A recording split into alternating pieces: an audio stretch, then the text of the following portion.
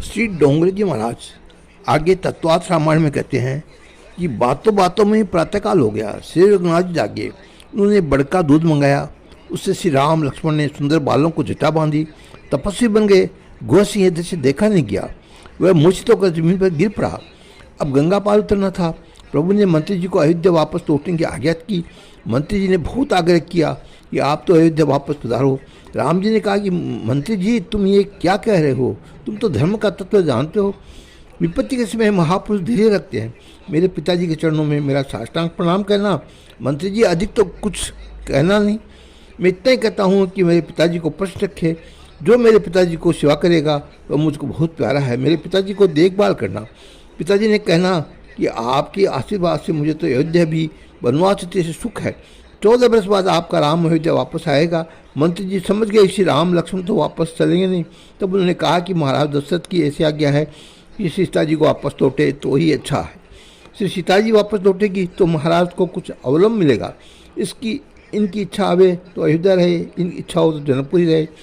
श्री सीता जी कुछ बोलने की इच्छा हुई परंतु बोल न सकी, आंखें मौन ही हो गई। अंत में कहा, मंत्री जी, आज तक मैं आपसे बोली नहीं।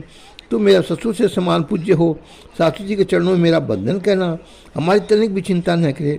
मैंने जनकपुरी अयोध्या भी वो देखा है, परंतु मंत्री जी, मेरे पतिदेव जहाँ विराजे वहाँ भी मेरा धर्म है। मंत्री जी को जाने की आज्ञा दी। मंत्री जी स्तब्ध होकर खड़े रहे। एकटक श्री राम लक्ष्मण जान की स्त्री प्रयाण रखते रहे। गंगा किनारे एक ही नाव थी, सामने वाले किनारे पर जाना था। वहाँ पहले केवट का प्रसंग रामायण में वर्णन किया गया। लक्ष्मण जी ने केवट को बुलाया। केवट आया और हाथ जोड़कर बोला, महाराज, मेरे नाव को तुम बैठने की इच्छा हो तो तुम मुझे ऐसी आज्ञा दो कि तुम हमारे चरण धोले। चरण सेवा तो मालिक जिसको देते हैं उसको ही मिलती है।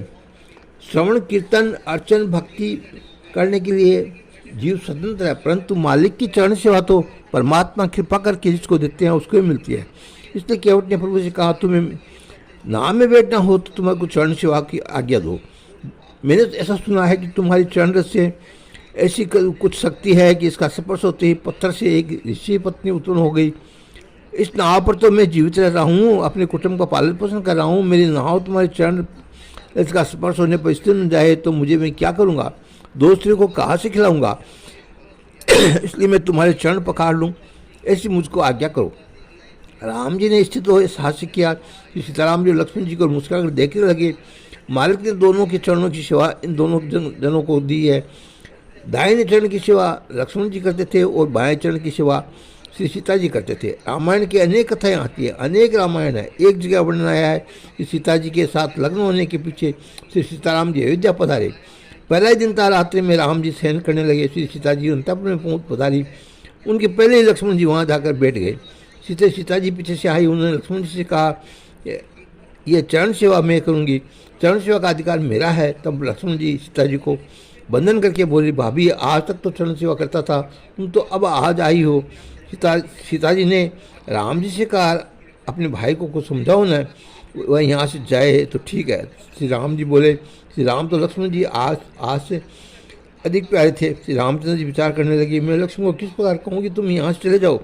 लक्ष्मण जी ने कहा, मुझे चरणों की सेवा करनी है। सीता जी ने कहा, आज पर्यंत सेवा तुम करते थे, परंतु अब चरण सेवा अधिकार मेरा है, मैं चरणों की सेवा करूँगी। श्री रामचंद्र इसमें तो रह गए और कल वशिष्ठ ऋषि से ये प्रश्न पूछना है और गुरु जी जैसी आज्ञा दे उसके अनुसार करना है। श्री सीता जी और लक्ष्मण जी वशिष्ठ ऋषि के पास गए। लक्ष्मण जी कहते हैं, देखिए भाभी अभी हाल ही आई है और मुझसे कह रही है कि अब जब चरण सेवा तुम करना नहीं। गुरु जी, मैं तो छोटा था तब से अपने बड़े भाई की चरण सेवा करता था। सीता जी ने हाथ जोड़ कर कहा, गुरु जी, अब आप ही इन्हें समझाइए, अब तो चरणों की सेवा का अधिकार मेरा है। वशिष्ठ को भी आनंद हुआ और पूछने से तो बहुत आते हैं, परंतु ऐसा पूछने वाला कोई नहीं आता। वशिष्ठ जी ने सीता जी को समझाते लगा कि बेटा, मेरा लक्ष्मण जितेंद्रिय है, वह निर्विकार है, बेटा है, मन में तनिक भी शंका रखता नहीं है। तनिक चरणों को सेवा लक्ष्मण को करने दो और बाएं चरण की सेवा तुम करो। लक्ष्मण जी गुरु जी ने ऐसा निर्णय कर दिया। मालिक के दोनों चरणों की सेवा दोनों को ही दे दी। सीता जी बाएं चरण की सेवा करती थी और लक्ष्मण जी दाहिने चरण की। आज गंगा के किनारे राम जी को स्मरण वहाँ की वशिष्ठ गुरु ने मुझको आज्ञा की है कि दाहिने चरण की सेवा मालिक लक्ष्मण जी और बाएं चरण की सेवा सीता जी। यहाँ तो ये तीसरा आकर खड़ा हो गया और कहता है कि मुझे चरण दो, अब मैं क्या करूँ? केवट का नाम देखकर सीता जी ने कहा, इसकी इच्छा है तो चरण सेवा करने दो। केवट दौड़ता हुआ घर गया, लकड़ी का कटोता लेकर आया। वनवास में 14 वर्ष तक राम जी ने कोई धातु के बने हुए पात्र का स्पर्श नहीं किया। तपस्वी बनकर वन में रहते थे। 14 वर्ष पर्यंत अनाज मिल लिया नहीं। श्री रामचंद्र जी ने ब्रह्मचर्य तपस्या का दिव्य आदर्श बताया है। केवट ये जानता है, इसलिए वह लकड़ी का कटोता लाया और उसमें श्री राम जी के चरण पर बहुत प्रेम से पकाने लगा। वह केवट पूर्व जन्म में क्षीर सागर में कछुआ था। उसको नारायण की चरण सेवा की इच्छा थी, तो लक्ष्मी जी ने और शेष जी ने उसे चरण सेवा करने नहीं दी। आज लक्ष्मी जी और सीता जी बनी हुई है और शेष जी लक्ष्मण जी बने हुए हैं। केवट मानो उनसे कह रहे हो कि उस समय आप दोनों ने मुझे चरण सेवा नहीं करने दी। आज तुम दोनों खड़े हो और मैं सेवा कर रहा हूँ। परमानंद हुआ। केवट ने पाद प्रक्षालन किया, चरणों को जब मुख में लिया और मस्त करके ऊपर पहराया। उसके पीछे श्री रामचंद्र जी कहा, महाराज चरणों की सेवा तो मुझे मिली, परंतु आप यहाँ से पुनः चलते हुए जाकर नाव में बैठेंगे तो फिर से तुम्हारे चरणों में कुछ रस लग जाएगी। तो श्री रामचंद्र ने पूछा, भाई तेरी क्या इच्छा है? केवट ने कहा, मेरी ऐसी इच्छा है, मैं आपको उठाकर नाव में बैठाऊँ। मेरा मनोरथ पूरा करो, मुझे और कुछ चाहिए नहीं, मैं कुछ मांगता नहीं। श्री सीता जी को बहुत आश्चर्य हुआ कि गाँव का अनपढ़ और परंतु इतना उसका हृदय केवट शुद्ध है। श्री राम जी में कैसा प्रेम है। केवट ने रामचंद्र जी को उठाकर नाव में पहराया। श्री सीता जी और लक्ष्मण जी नाव में बिराजे। केवट उनको गंगा लेकर गया। श्री राम ने केवट को मुद्रिका देने का प्रयत्न किया, परंतु केवट ने से मनाही की। उसने कहा, प्रभु से कहा, हम तो दोनों भाई जाति भाई है, इसलिए उत्तराई तो ली नहीं जाएगी। यह सुनकर लक्ष्मण जी नाराज हो गए। उन्होंने केवट से कहा, तुम्हारी और हमारी जाति एक कैसे हो गई? हम क्षत्रिय जाति के, तुम भील जाति के हो, फिर तो कहते हो कि जाति एक है। केवट ने कहा, तुम्हारी और मेरी जाति एक नहीं, तो मेरी और राम जी की जाति एक है। फिर राम जी ने कहा, महाराज आज आपको मैंने गंगा पार उतारा है, समय आवे तब आप मुझे भूसागर से पार उतार देना। गंगा सागर का केवट मैं हूँ और संसार सागर केवट आप हो। केवट जानता था कि श्री राम जी परमात्मा है। गंगा जी के उस पार जाने पर उतर कर श्री राम जी लक्ष्मण जी जान की आगे चल दिए। श्री राम जी के पीछे सीता जी चलती थी, उनके पीछे लक्ष्मण जी चलते थे। चलने में मर्यादा भी नहीं थी। सीता जी पृथ्वी पर नजर रखकर चल रही थी। माता जी बहुत सावधान थी। धरती पर जहाँ राम जी के चरण चिन्ह दिखाई देते वहाँ अपना पग न पड़ जाए, इसलिए श्री राम जी के चरणों चिन्हों को बचाकर सीता जी चरण रख रही थी। श्री सीताराम जी के पीछे पीछे लक्ष्मण जी चल रहे थे। लक्ष्मण जी बहुत सावधान थे। वे सीताराम जी के चरण चिन्ह तथा देखते थे।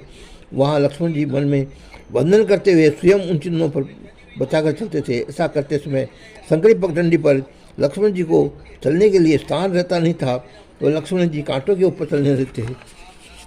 राम जी का ध्यान गया, उनसे ये देखा नहीं गया, इसलिए चलने का कम बदला। आगे लक्ष्मण और उसके पीछे सीता जी और सबसे पीछे श्री रामचंद्र जी। इसके अनुसार चलना निश्चित हुआ। चलने में मर्यादा है, बोलने में मर्यादा है। रास्ते में जहाँ मुकाम करते थे वहाँ अलग बगलों में गाँव में के लोग श्री सीताराम जी का दर्शन करने के लिए उमड़ पड़ते थे। गाँव की स्त्रियाँ को माता जी को बारंबार वंदन करती थी, आपस में बातें करती हुई कहती थी।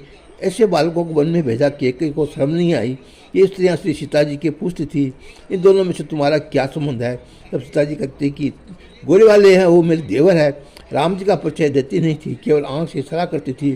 श्रुति ही परमात्मा का वर्णन की से नहीं, परंतु निश्चयपूर्वक करती थी। नेति श्री रघुनाथ जी प्रयागराज में आए, वहाँ त्रिवेणी संगम में स्नान किया। गंगा जी में महिमा राम जी ने श्री सीता जी और लक्ष्मण जी को सुनाई। प्रयागराज से के महान संत श्री भरद्वाज जी श्री रामचंद्र जी के अति अनुरागी थे। बारंबार श्री राम जी की कथा सुनते थे। इस जगत की बातें सुनने में सार नहीं है, इसलिए भक्ति में विशेष क्षेप होता है। सुनो तो प्रभु कथा सुनो, संतों की वाणी सुनो, परमात्मा का भजन कीर्तन सुनो। जगत की बातें सुनने में समय को व्यर्थ गंवाओ नहीं। भरद्वाज ऋषि ने श्री राम और लक्ष्मण जानकी के प्रेम को स्वागत किया। ऋषि को बहुत आनंद हुआ। बोले, मेरा तपस्या आज सफल हो गई, आपने दर्शन दिए। आज तक जितना साधन किया था उसका फल मुझे मिल गया। अब साधन का फल है, प्रभु का दर्शन है, परमात्मा के दर्शन है। बिना शांति मिलती नहीं है, जीवन सफल होता नहीं है। इस तरह श्री डोंगरी जी महाराज आगे कथा सुनाए। उसके पहले जय सिया राम, जय सिया राम।